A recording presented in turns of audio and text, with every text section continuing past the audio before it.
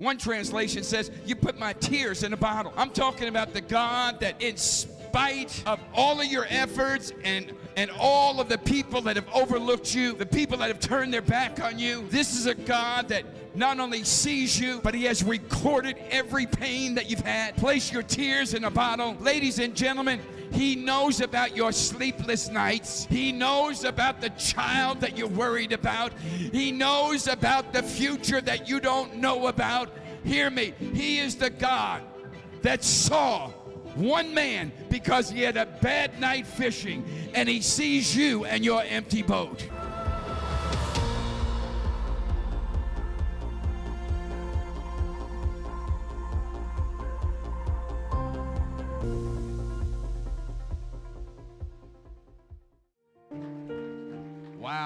Wow.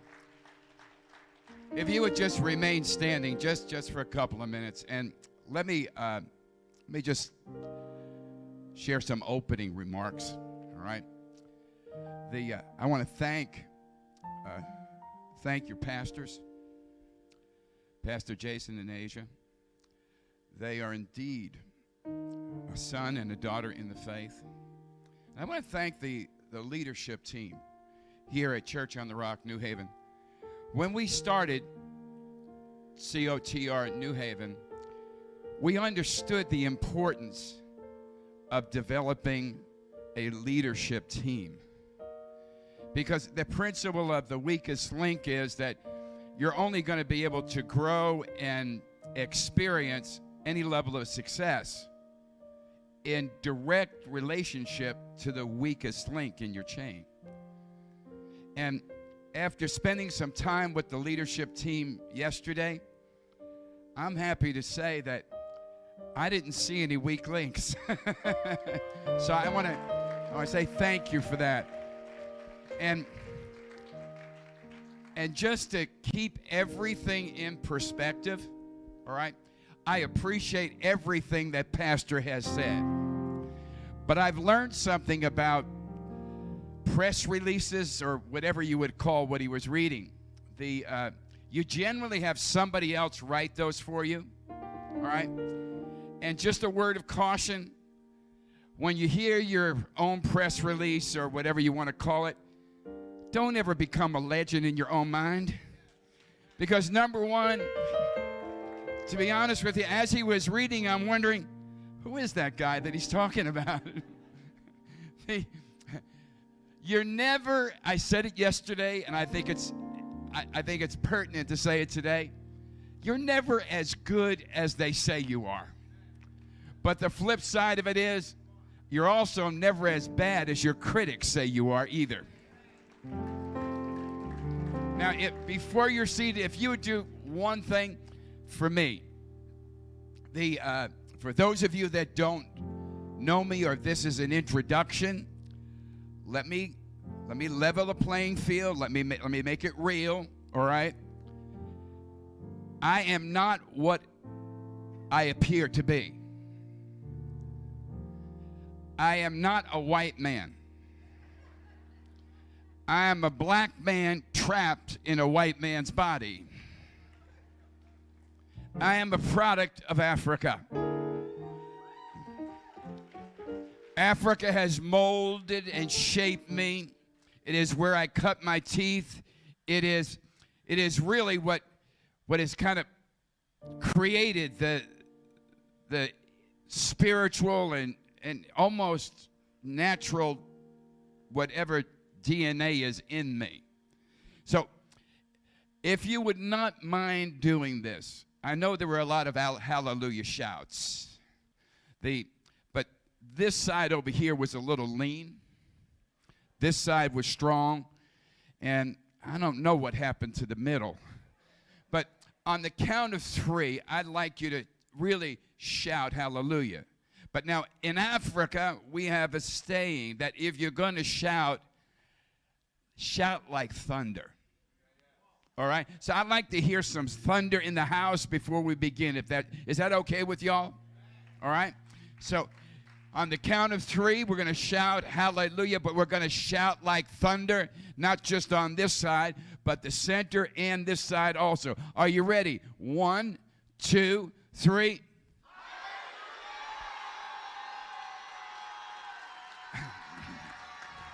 All right. Let's put those lovely hands together and give God some praise.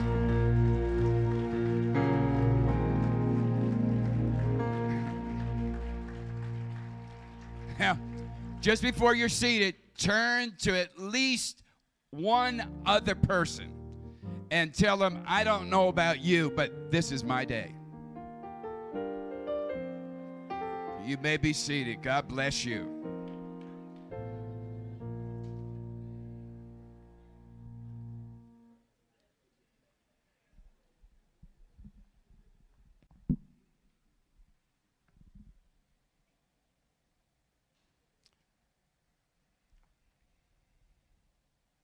I'm telling you, this is a digital world.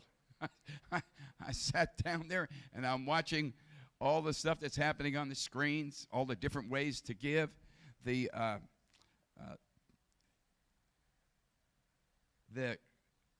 Whoever puts together your audio visual, wow. Excellent job. Excellent job. The praise and worship, I appreciate it. But I'm going to tell you something. I know your senior pastor has taken on another role, but when he got up there, I've got to say he still has it. Wonderful. Just a great job. But Father, we come before you today in the name of Jesus, and we are grateful for your word. We're grateful for your people. We're grateful for your Holy Spirit that abides within us. We thank you for your word. We ask that you make it come alive now. And Father, I declare that not one person listening to the sound of my voice shall leave here the same way they came in. I declare it in the name of Jesus. It's in Jesus' name that I pray. And everybody said, amen and amen. If you would, I want you to open your Bibles, please, to the 5th chapter of Luke's Gospel. We're going to begin reading in just a moment in verse number 1. It's 7 short verses that most everyone is familiar with. But I want to talk to you today about empty boats. Because that 5th chapter is going to speak about the whole issue of fishing. How many people here like to fish? Well, I don't know about you. I don't like to fish. I like to catch. And back on the home place in Texas, we had some ponds that were there. You may call them little mini lakes. But the beautiful thing about them is that they were stocked with fish.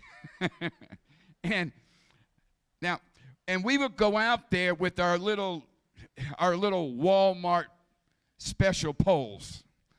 And every time you threw something in that little pond, it was only a matter of minutes, and something would begin to bite, and you get it on the hook.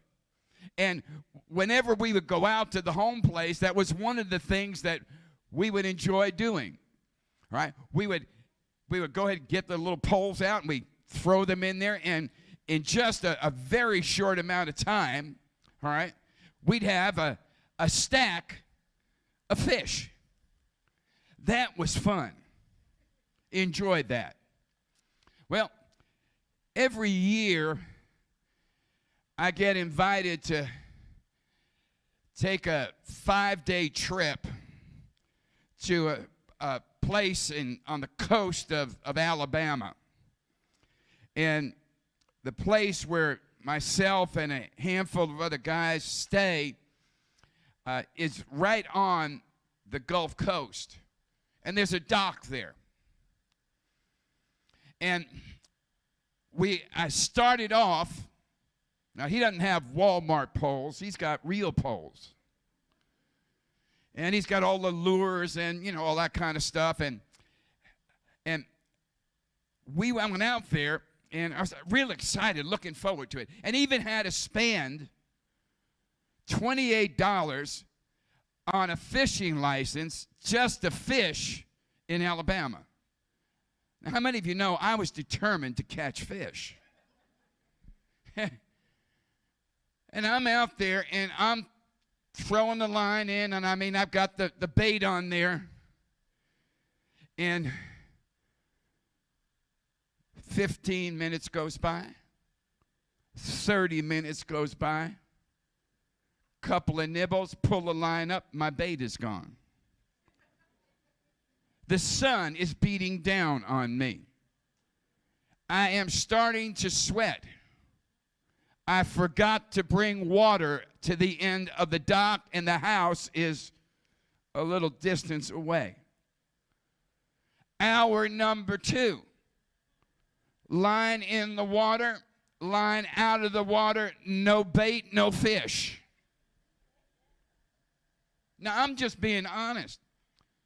Hour number 3. Line in the water, line out of the water, no fish. And I am still sweating. I have not eaten. By the end of the 4th hour, I took the pole.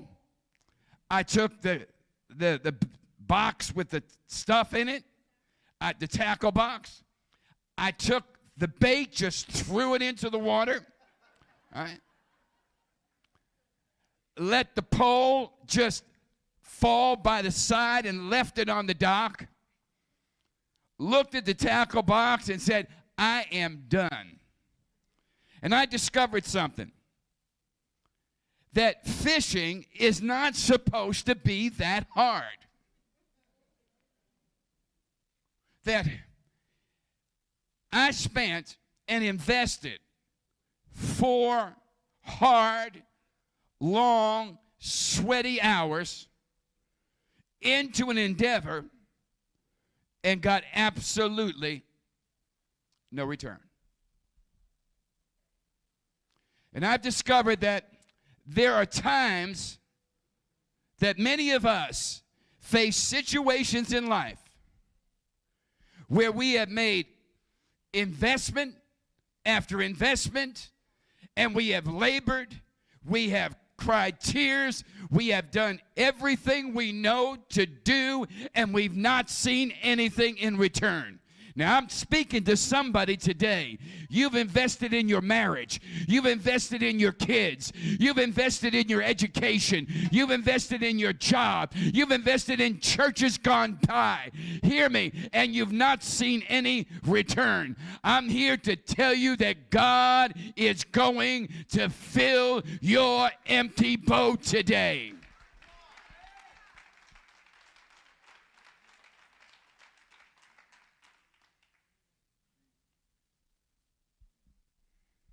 Life is not supposed to be this hard. Jesus said that his yoke was easy, burden is light.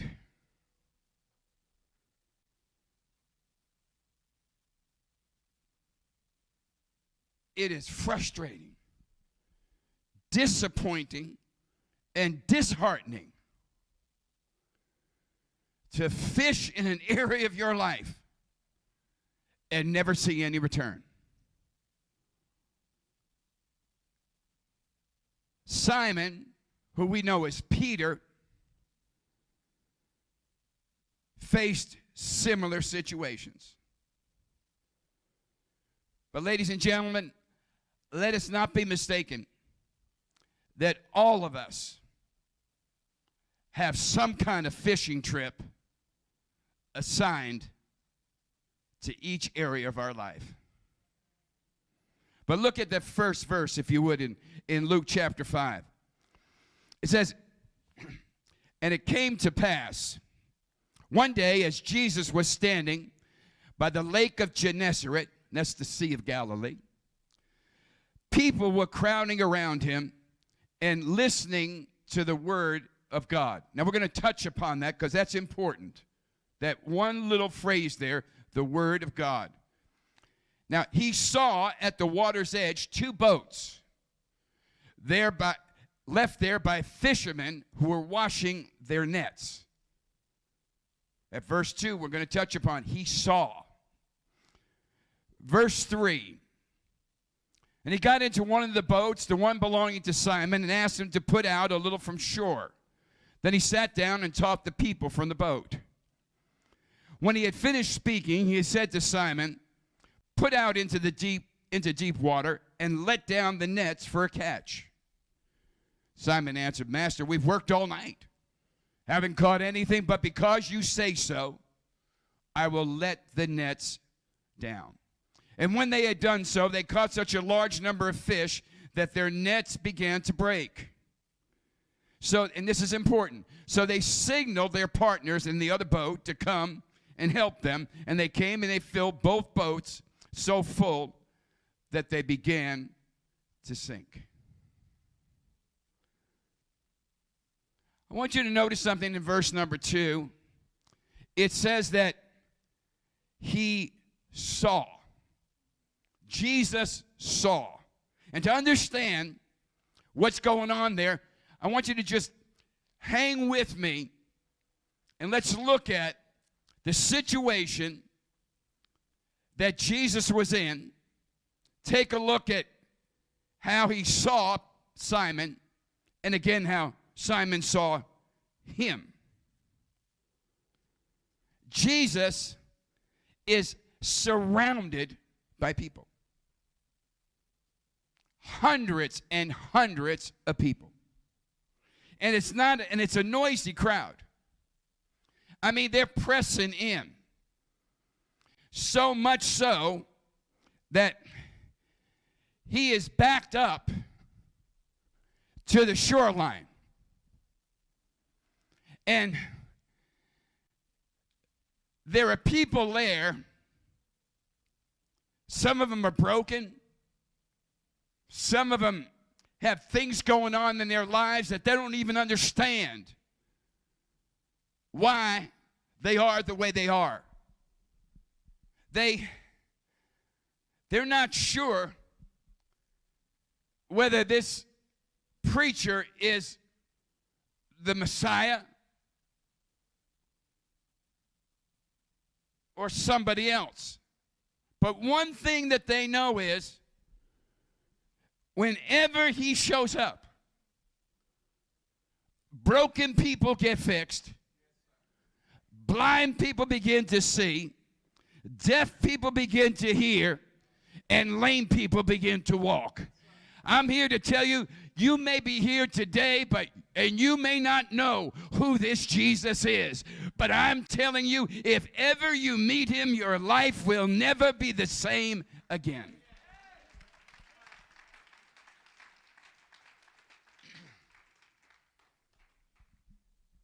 With all of the people pressed around him, his back up against the shoreline.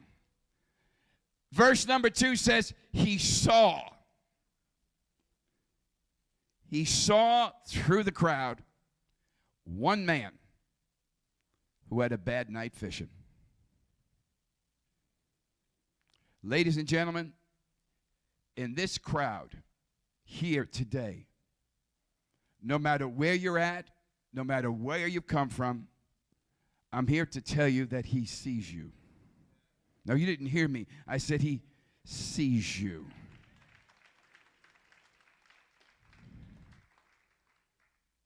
It's one thing to hear that. It's another thing to embrace that.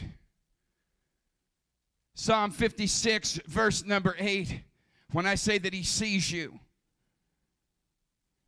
Psalm 56, verse 8, he says, you record my misery, you list my tears on a scroll. One translation says, you put my tears in a bottle. I'm talking about the God that in spite of all of your efforts and all of the people that have overlooked you, the people that have turned their back on you. This is a God that not only sees you, but he has recorded every pain that you've had. Place your tears in a bottle. Ladies and gentlemen, he knows about your sleepless nights. He knows about the child that you're worried about. He knows about the future that you don't know about. Hear me. He is the God that saw one man because he had a bad night fishing, and he sees you and your empty boat.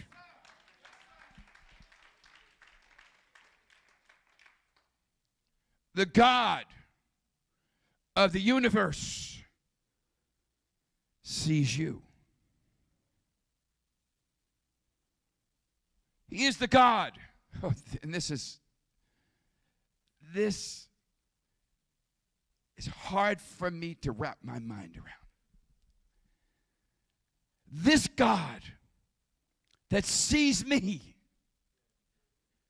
and sees the empty boats of my life is the God that created everything that is.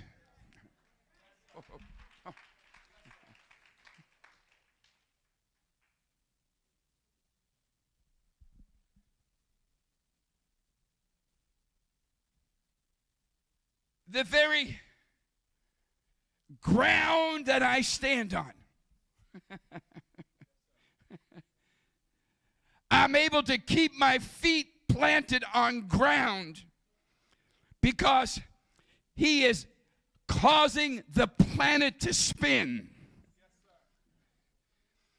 And if for 1 millisecond he allows the planet to stop spinning, you and I would begin to fall off and begin to spin into space.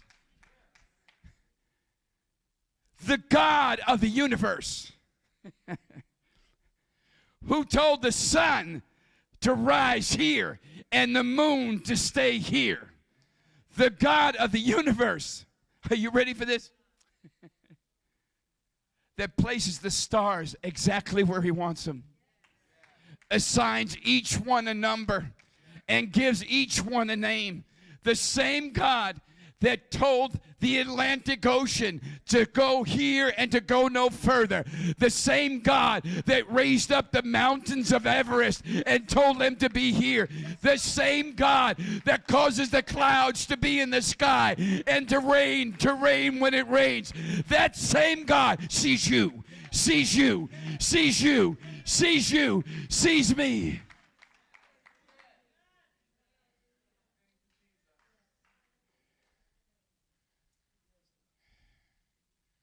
And what that tells me is the God that created it all not only sees it all, but has everything in the palm of his hands.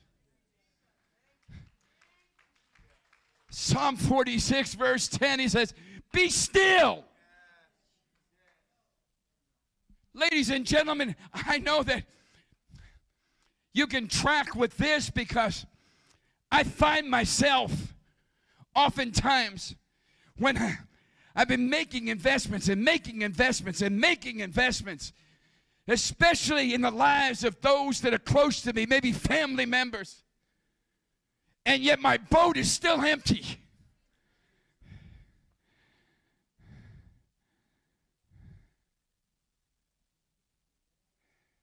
And I find myself running from pillar to post, trying to find one more thing that I might be able to do to make it happen.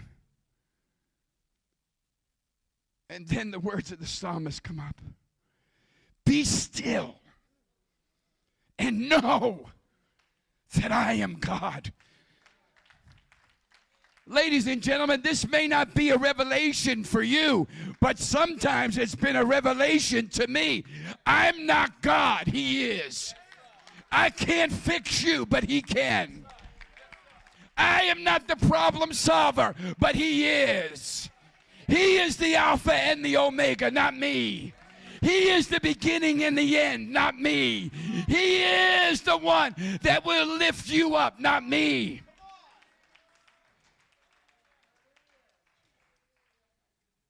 The God of the universe sees me. Therefore, the 11th commandment of Church on the Rock, thou shalt chill out. Put your hands together. Give God some praise.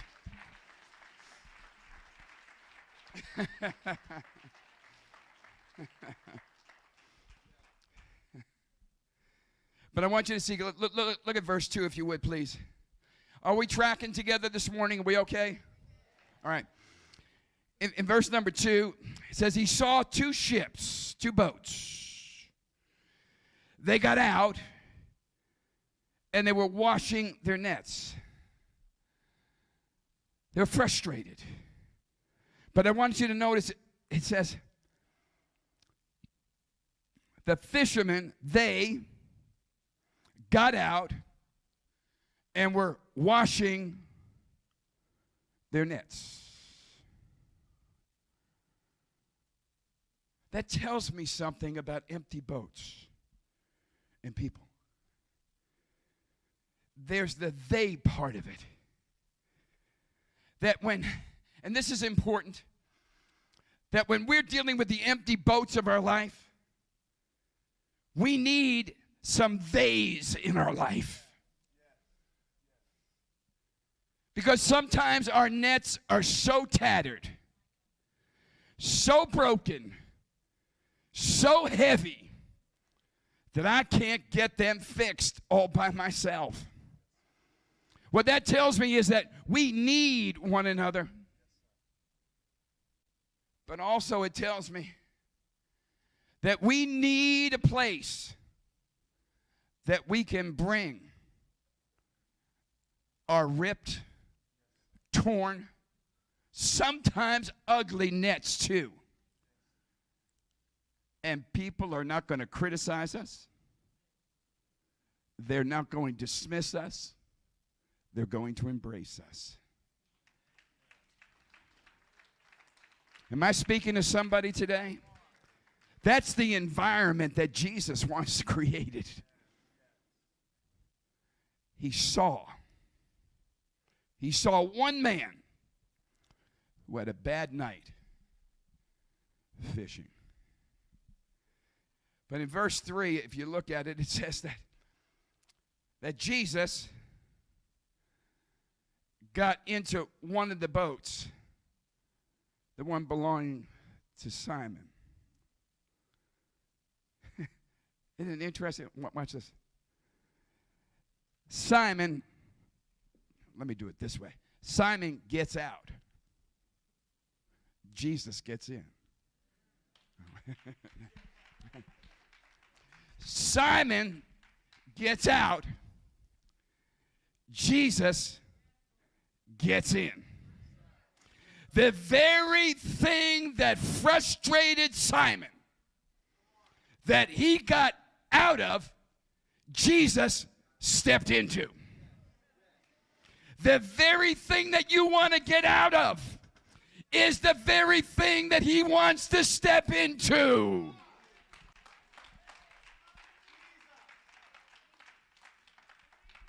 The struggle that you can't do anything about, that you want to run from, he wants to use it as a platform.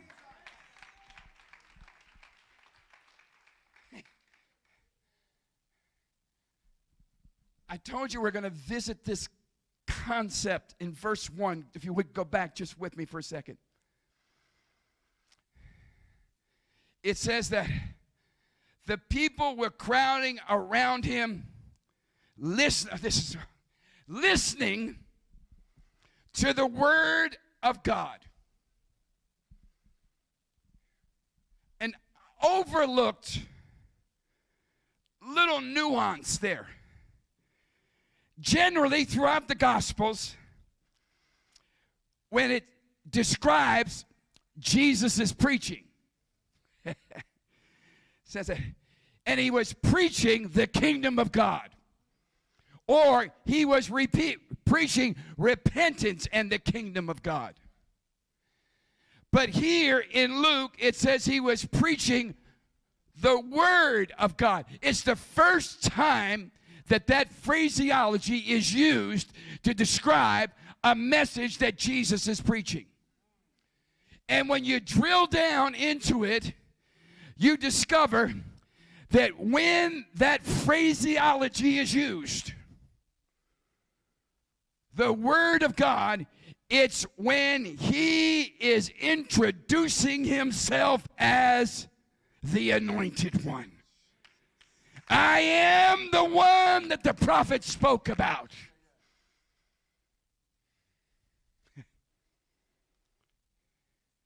Isn't it interesting that the very place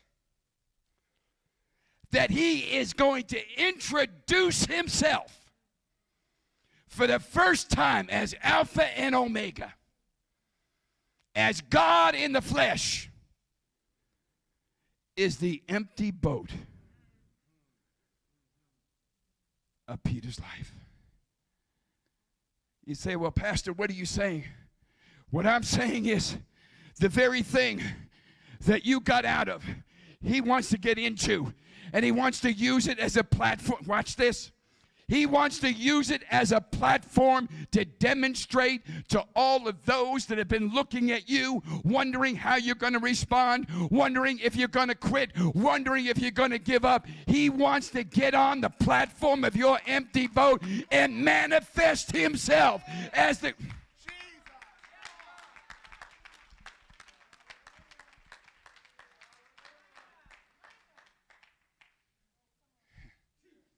There's something that we have overlooked as it relates to this whole concept of the sovereignty of God. We have written it off as the sovereignty of God is God's going to do whatever God's going to do.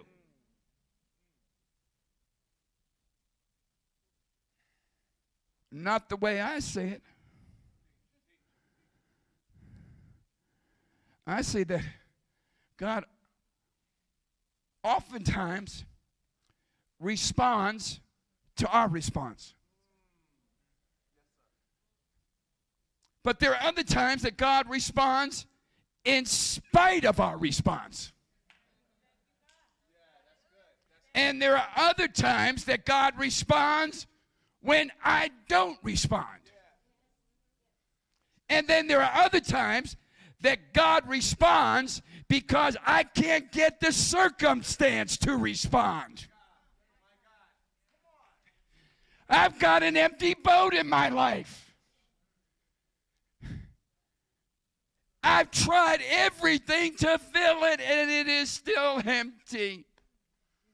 You don't know how hard I tried with my husband. You don't know how long I have prayed for my children.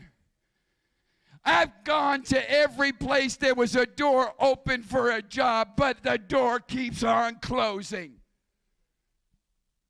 I'm here to tell you that the sovereign God is going to fill your empty boat.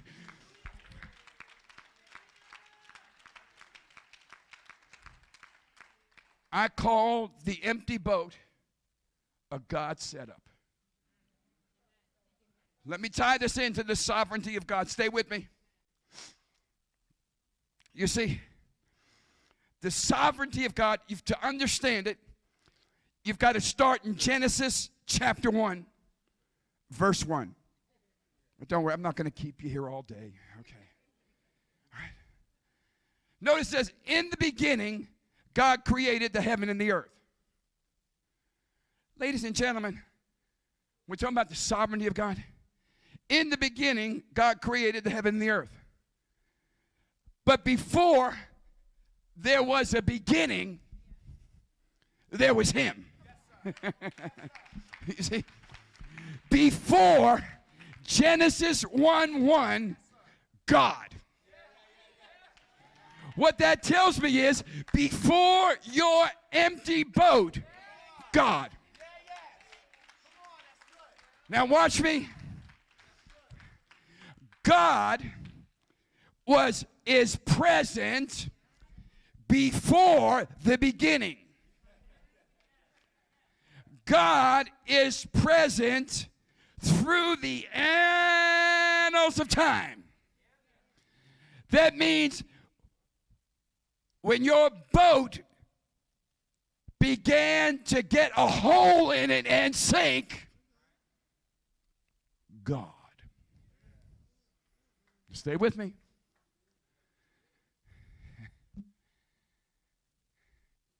But not only is the sovereign God before Genesis 1:1 and all through the now of my life, He is also in eternity future. Oh, watch this. So what that means is that before the empty boat, God. As the boat was getting empty, God. And before Peter went fishing, God was already in the day after seeing the boat that was empty. Now look at this.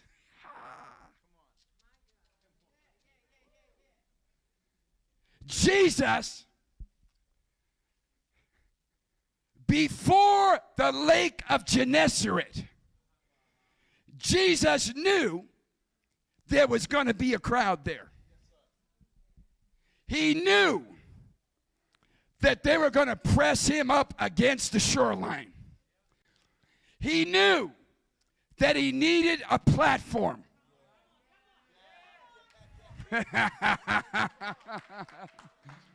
He knew that Peter was going fishing that night.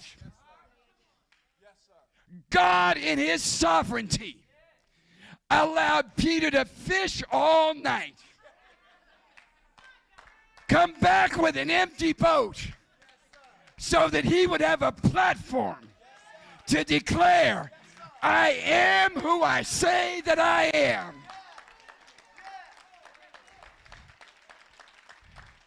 And I'm here to tell you that God knew that your boat was going to be empty. He allowed your prayer to go unanswered because he wants a platform.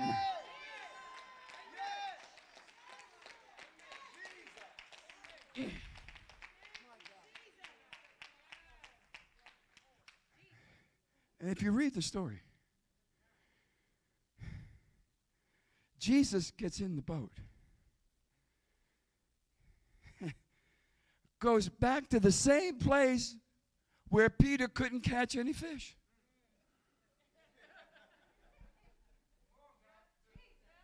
Don't be surprised if you wake up tomorrow morning and the very thing that you discovered wasn't working starts working.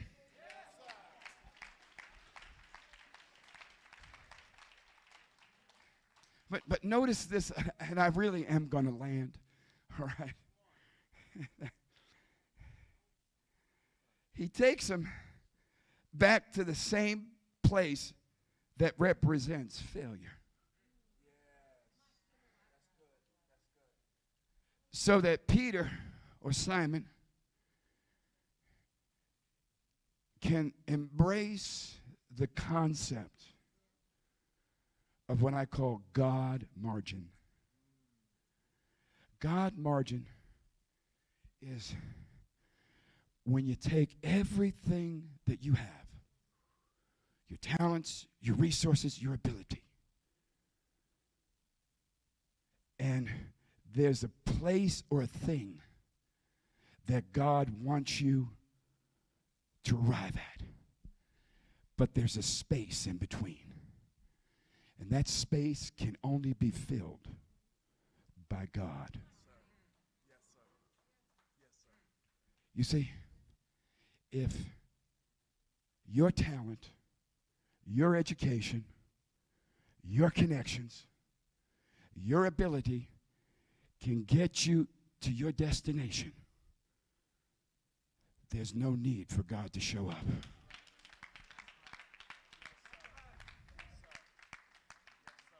So what I'm saying to you today is that if you've got an empty boat in your life,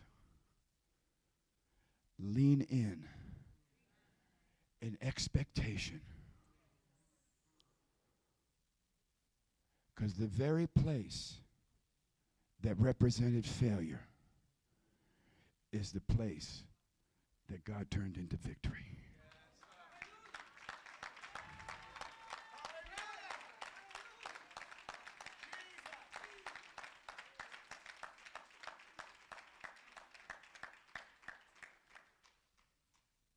Now, Jesus could have just said, fish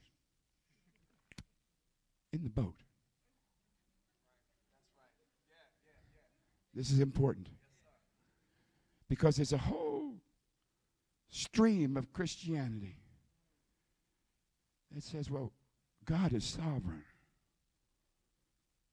And he'll do it himself. So I just got to sit back and believe.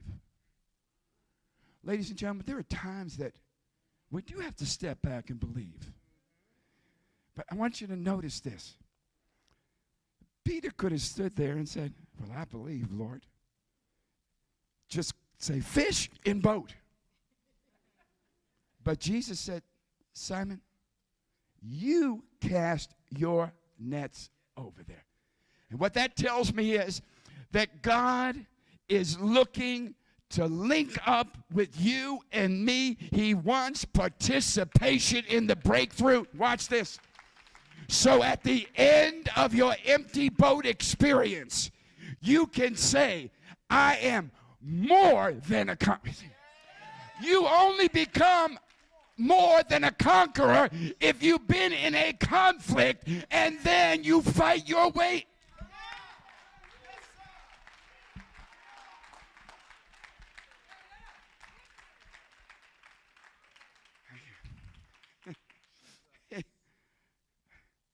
There are maybe 8,000 plus promises in the Bible. And I've discovered this. He doesn't put any of those promises in our hands. He puts them in our reach.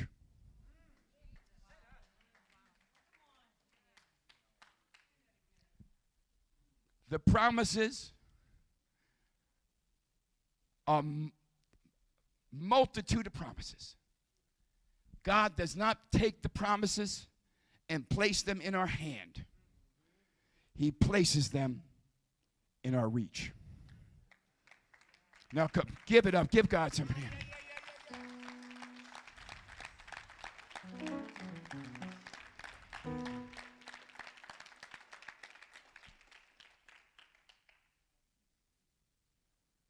Let me make a prophetic, apostolic declaration. Not just over the house, but over the empty boats of your life. When you look at that last verse, it says that, verse number 7, pull it up. So they signaled their partners. Simon didn't say, look at what happened over here. Simon is just,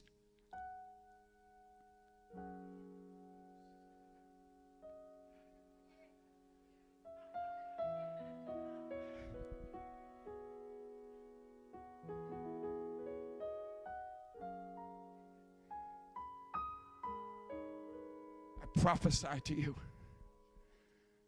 that God is going to so fill your empty boat. Words are not going to be able to be uttered out of your mouth. You will find yourself speechless. Tears will well down your cheek, and your hands will be lifted up towards heaven. And your greatest testimony is going to come from not what you say, but from what they see. The boat that was empty is full. And I leave you with this. Ephesians chapter 3, verse 20. Now to him that is able to do immensely more than all we ask or imagine, according to the power that is at work. You know what that is? Immensely more than I can ask or think. It's kind of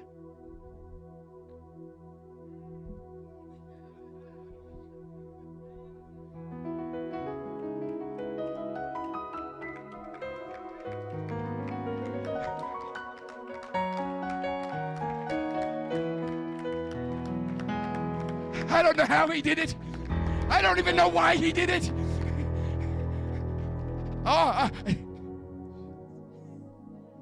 God bless you.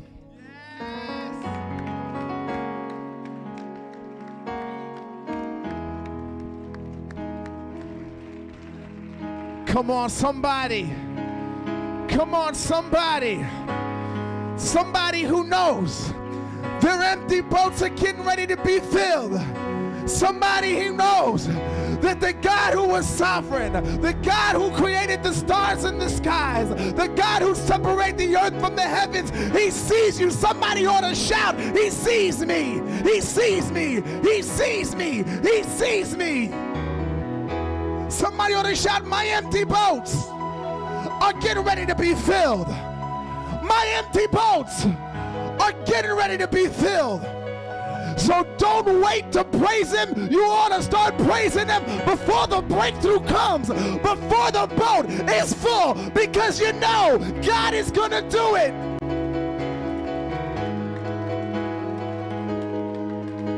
He's going to do it. He's going to do it. He's going to do it. It's already in the plans. The breakthrough is already in the promise. Somebody.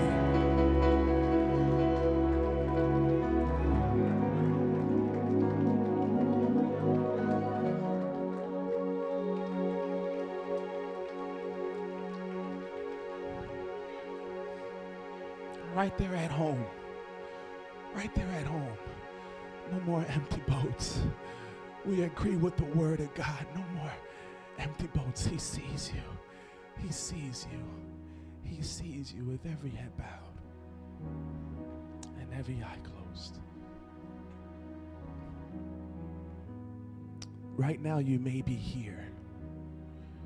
And we've been talking about empty boats all morning. And the only thing that you can think about that was empty is your heart. And the same way that you read about those disciples' boats getting filled is the same way your heart is almost beating out of its chest right now to have your heart filled with what? With the presence of the Lord and his Holy Spirit presence.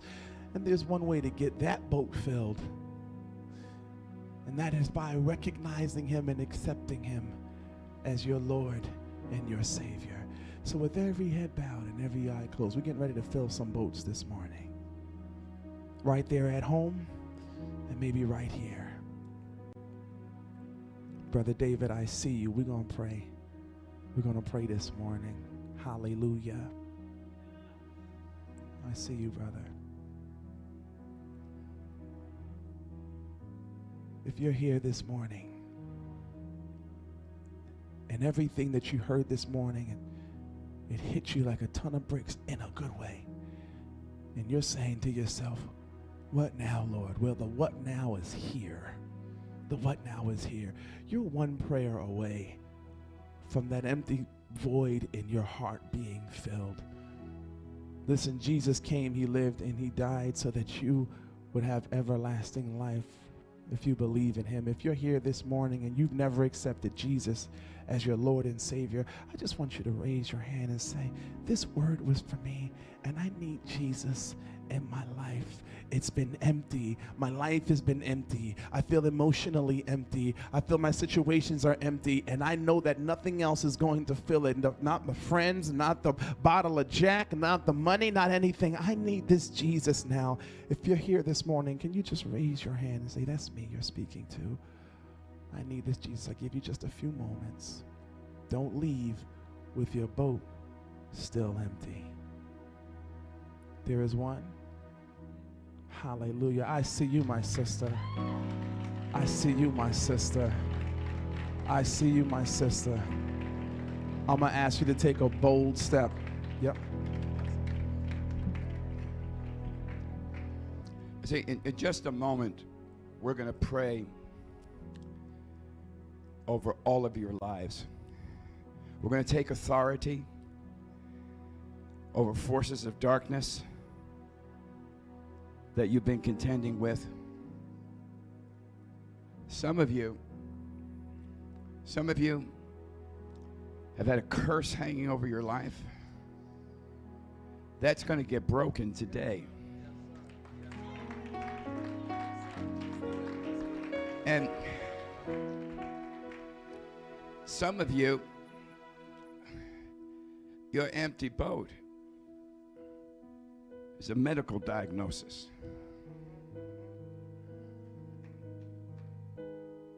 And we're going to declare and release healing into your life. But before we pray that prayer, I want to be able to declare a blessing over your life. And I don't want anybody to be left out of this. You see, if your life is not right with Jesus, I can't pray those prayers for you. So the first step, because I don't want anybody to be left out of this prayer. If you're here today and your life is not right with God, and you need to get right, ladies and gentlemen, I want to be able to pray that prayer. I want to be able to declare a blessing over you. But unless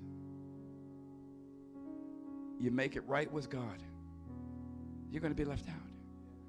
So very quickly, one more time, before we go any further, if you're here today and you say, Pastor, I need to give my life to Jesus. I need to get right with God. I want you to raise your hand very quickly all over the house. I see your hand. God bless you. God bless you.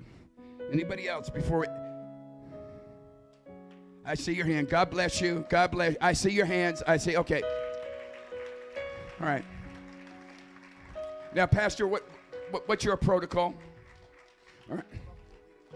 All right. Very quickly now, if you raised your hand, or you should have raised your hand, I want you to come out of your seats and just join me up here very quickly now.